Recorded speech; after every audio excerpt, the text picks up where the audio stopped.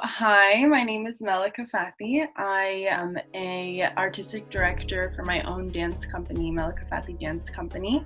My company is based out of Los Angeles, California, but due to the pandemic, I relocated to the Bay Area and I'm teaching remote classes online.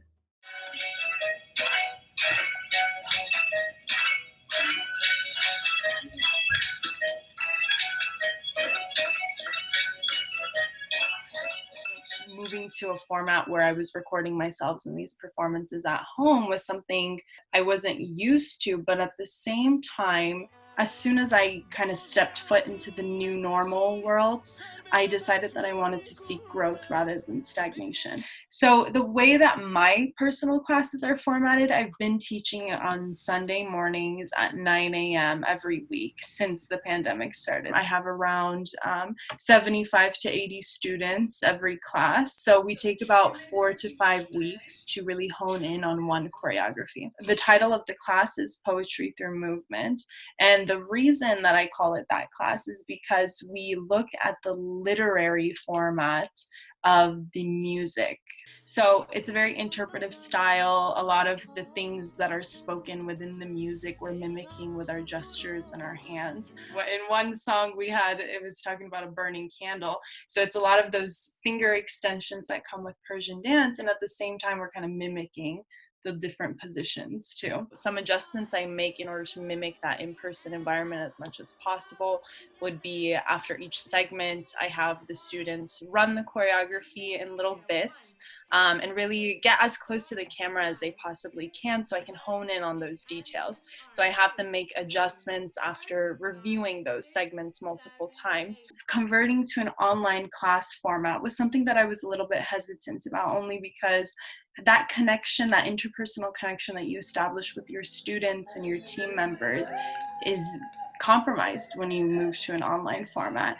But I think this virtual format ended up being something even better than I expected it to be, because I have students all across the world. I'm looking at students in Europe, in the Middle East. We have a lot of students from Iran, a lot of students from just different parts of the world, India, Scotland, like I said, various areas in Europe and around the United States. So the class is kind of a bilingual class. I mix Persian, Farsi, and English. سوالی هست که بتونم جواب بدم or do you feel I try to good? make it as inclusive as possible, which is difficult when you have students who speak different languages. But luckily, I like to think that art is a universal language. And that part of it has been extremely rewarding. Just being able to establish this connection and feeling like I have friends all around the world. And just that ability that for an hour each week, we're able to connect for one reason, and that is the love of Persian dance. But at the same time, we've established a family. A lot of times we come for each other. What Melieka is offering is actually one level higher. So it's not only about connection with people, but I never had the chance to connect with myself. She helped me a lot. Like, this was my wish to concentrate on what I am doing. When this all started, I think there was such an atmosphere of all of us being so anxious and fearful. And then, like, starting class with Melieka, she brought in so much beauty and poetry and expression, and it gives such a sense of accomplishment at a time where that's kind of hard to get.